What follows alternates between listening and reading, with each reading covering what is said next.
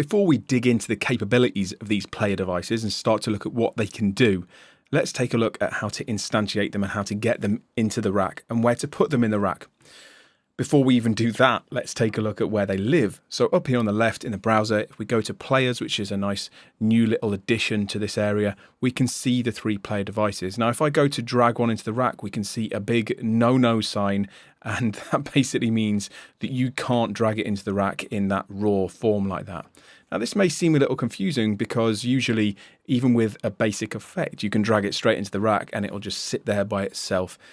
So we need to ask ourselves why this isn't working. Well, this is a MIDI effect, so it needs to be attached to an instrument. If we flip the rack, you can see the back of these basically have 0 connections. They are really slaves to the instrument or masters of the instrument that they're attached to, but they have a symbiotic relationship with that instrument. So they are not available independently. So we have to have an instrument first. So let's do that. Let's go and grab an instrument here. I'm just going to go for a subtractor.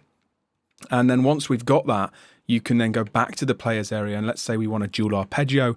We can drag it onto this instrument or just above it at least. And there we go. It'll appear. If I flip the rack, again, there's no connection there. We just know it's part of this instrument because it's in between the mix device and the instrument itself. Now when we go to play this instrument, we'll hear it working.